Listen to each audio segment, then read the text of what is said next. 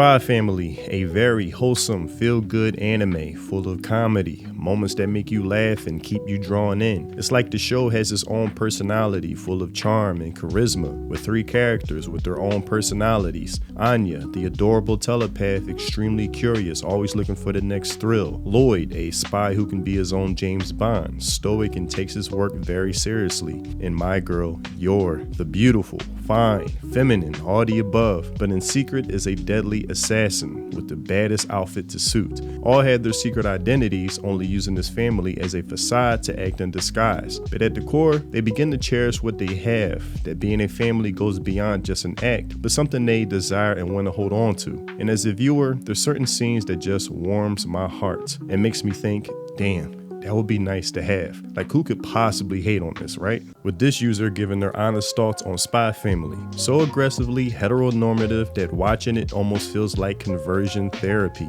Boy, that escalated quickly. Well, damn. With this user replying, you say that like a nuclear hetero family show is a bad thing, with countless people saying yes.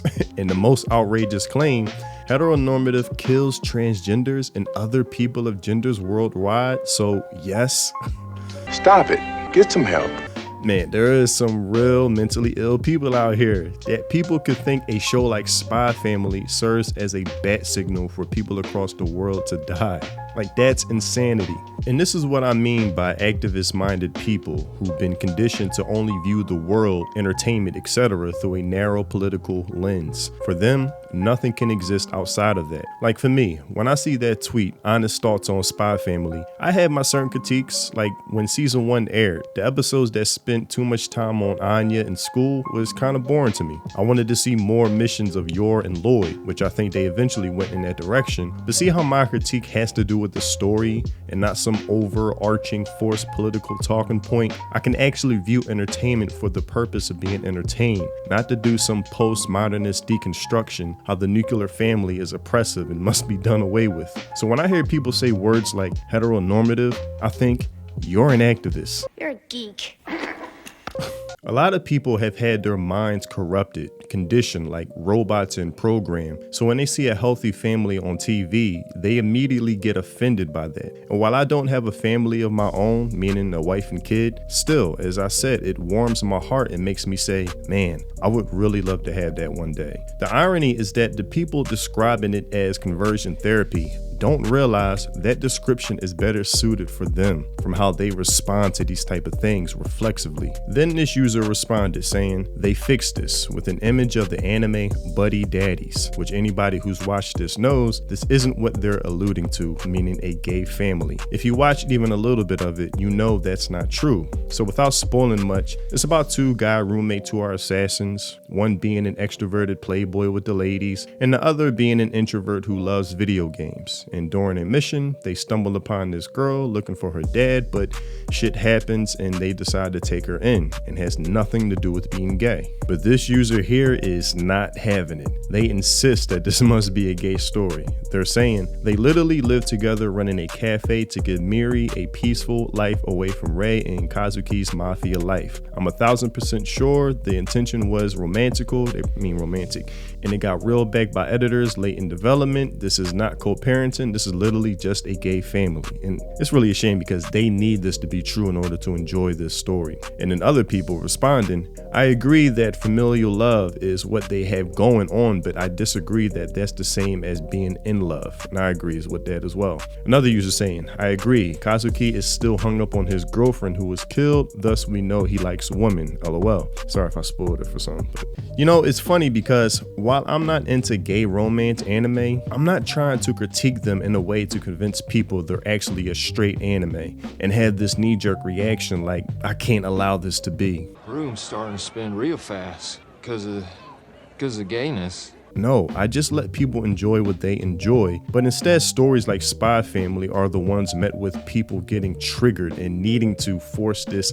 narrative upon it so they can enjoy it themselves. Another user saying, anime fans are oddly defensive of their stories of choice being criticized for being patriarchal, and responses like these are all that's necessary. That one friend who's too woke. And that pretty much sums this all up. And these type of stories in anime in general will always be under attack from activists. With articles like these, Queer Resonance and Critiquing Heteronormativity in Spy Family. It's like, damn, like people just can't enjoy stories anymore. Like, just, oh, man.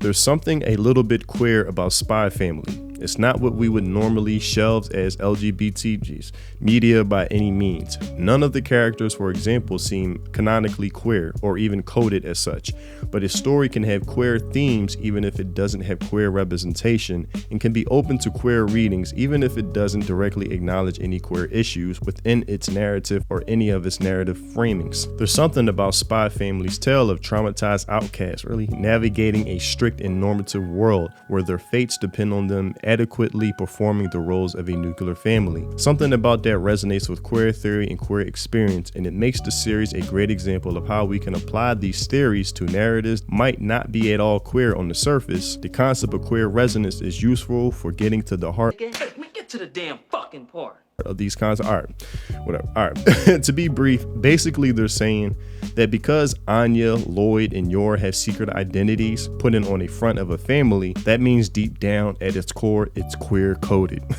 And really a LGBT, I can't keep up with the latest, but basically they're saying it's a queer story. No, it's not. It is not that deep. What an idiot! Oh, what a loser! It's really about a spy and assassin being undercover, put in on the front of a family so they can continue their occupational duties. It's that simple. And where the comedy comes from is the length they're willing to go to hide this from each other. But if ever revealed, it would actually make their family even more official, seeing how a nuclear family is what they begin to desire. And this is what I mean about activists trying to hijack the conversation. So you're forced to bring up these fake forced talking points they inject into whatever fandom, something I discussed in my Don't Retcon Anime Characters. But thankfully, people are starting to get pushed back to this nonsense of activists constantly trying to impose themselves, always. Which I'm glad people are starting to speak up more about. But anyways, shout out to my girl Yor, dark hair woman in red. Gotta love it. But that's all I have for this video. Tell me what you think in the comment section below. I love Spy Family. The movie was awesome. I can't wait for more. Season 3, I think, is the next one. So yeah, if you haven't already, check out my music on Spotify. If you love those Samurai Champloo lo-fi mellow boom bap vibes, then my music is definitely for you. Thanks for watching, and I'll see you in the next video. Free think. Peace.